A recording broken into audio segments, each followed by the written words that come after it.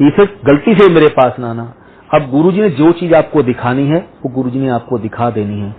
अब गुरुजी की ब्लेसिंग है, आपको टाइमिंग देते हैं देखने के लिए। तो मैं पास जाके बैठ गया। एज ए ह्यूमन हम क्या सोचते हैं, हमारा दिमाग सबसे ऊपर है, बाकी सब तो पीछे हैं।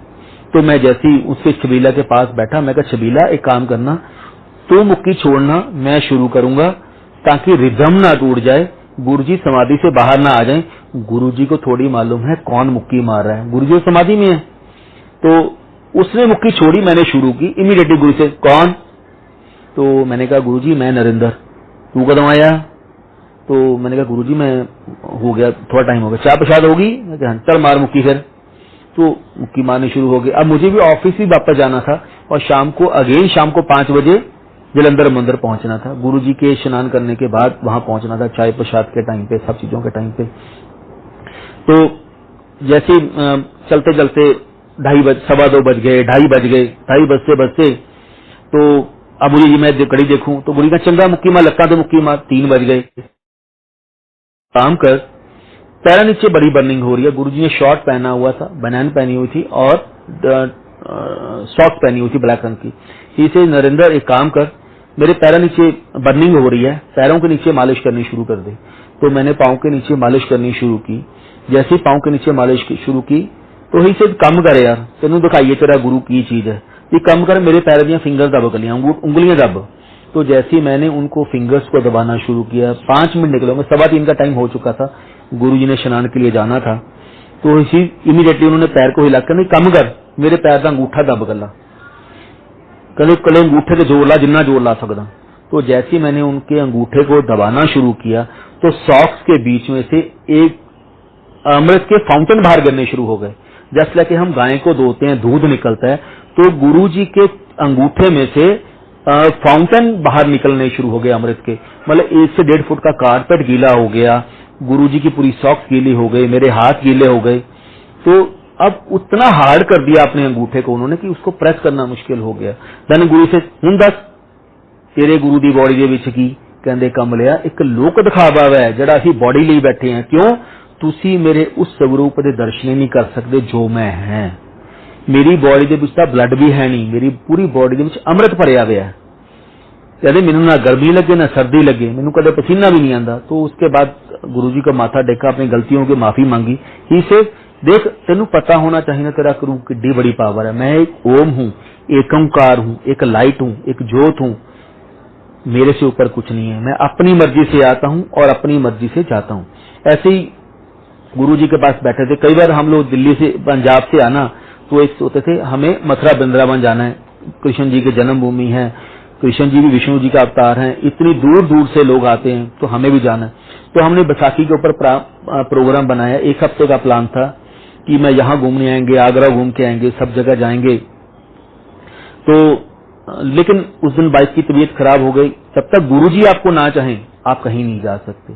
तो मैंने वहां वो प्रोग्राम कैंसिल हो गया। फिर हमने 15-20 दिन महीने के बाद प्रोग्राम बनाया कि हम लोग सैटरडे को आएंगे, बड़े मंदिर में गेस्ट हाउस में रुकते थे। संडे को सुबह सुबह 5 बजे चलेंगे, शाम को 5 बजे तक हम लोग एम्पायर स्टेट पहुंच जाएंगे नहा धो के, ताकि गुरुजी ने तो 6 बजे गेट खोलना है।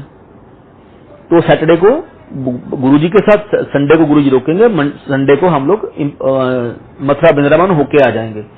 तो सैटरडे मॉर्निंग जब हम लोगों ने चलना था, रात को वाइफ को ड्रीम दिखाते हैं अराउंड 2:30 पे कि हम लोग एम्पायर स्टेट में आ रहे हैं।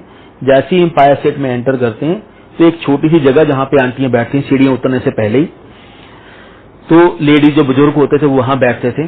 तो वहां पे गुरुजी लेटे हुए थे। गुरुजी कभी कभी पिल्लो लेके वहीं पे लेट जाते, जैसे एक छोटा बच्चा लेटा होता है गुरुजी वहीं लेट जाते थे।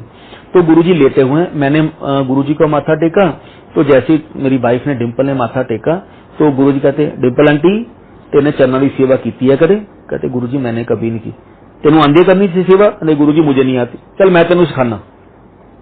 तो जैसे इसने पांव को प्रेस करना शुरू किया, गुरुजी ने शॉर्ट पहनी हुई है, कोई बनैन पहनी हुई है, सॉक्स पहनी हुई है ड्रीम में।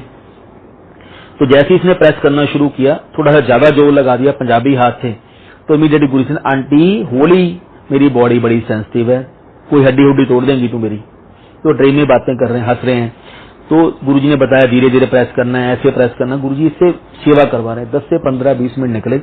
थोड़े टाइम के बाद गुरुजी के चरणों से ब्लैक मार्बल की एक 2 से 2.5 फुट की मूर्ति प्रोड्यूस हो गई। तो वो कृष्ण जी की मूर्ति थी जो वृंदावन में आज भी लगी हुई है। वो गुरुजी के चरणों से निकली।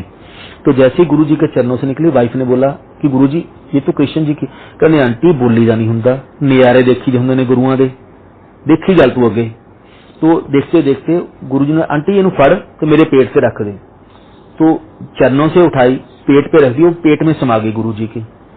तो जैसे उठे तो गुरुजी उसके उठने के बाद चल आंटी लंगर करते हैं। तो एक तरफ गुरुजी ने वाइफ के कंधे पे हाथ रखा, तो दूसरी तरफ गुरुजी के भतीजे गौरव के कंधे पे हाथ रखा ड्रीम में और चल पड़े। जैसे ही आगे एम्पायर स्टेट की किचन के पास पहुंचे तो गुरुजी का जो रूम है, गुरुजी का रूम राधा कृष्ण के मंदिर में कन्वर्ट हो गया। यानी कि रोजेस से और मोगरे से पूरी डेकोरेशन हुई है। राधा कृष्ण लाइव खड़े हैं, कृष्ण जी बंसी बजा रहे हैं, राधा जी भी हंस रहे हैं, कृष्ण जी भी हंस रहे हैं। तो वाइफ कहते गुरुजी ये तो राधा कृष्ण है, इनके आगे तो कर्टन करते हैं कि अगर इनकी आंखों से आंखें मिल जाएंगी तो कृष्ण जी साथ चल पड़ते हैं। तो गुरुजी कहते आंटी एमिनी अंकल नूं परेशान कर, मैं बिठल दर्शन करने ने। बिठल अपा बिठल ही इत्थे बुलाता। तब वाइफ को पहली बार पता लगा कि कृष्ण जी को बिठल भी बोलते हैं। तो गुरुजी कहते आंटी बिठल दर्शन अपा बिठल नूं इत्थे बुलाता, एवं अंकल नूं परेशान करी जानी। कहते आंटी 33 लाख देवी देवतियां दा वास तेरे गुरु दे अंदर है, मेरे तो बाहर कोई नहीं। ਇਹ ਰਾਧਾ ਕ੍ਰਿਸ਼ਨ ਤਾਂ ਮੇਰੇ ਦਰਸ਼ਨਾਂ ਨੂੰ ਤਰਸਦੇ ਨੇ ਜਿਨ੍ਹਾਂ ਨੂੰ ਤੂੰ ਮਿਲਣ ਚੱਲੀ ਸੀ। ਤੂੰ ਬੋਲ ਕਿਹਨੂੰ ਮਿਲਣਾ ਹੈ, ਆਪਾਂ ਤੈਨੂੰ ਉਹਦੇ ਦਰਸ਼ਨ ਕਰਵਾ ਦੇਵਾਂਗੇ।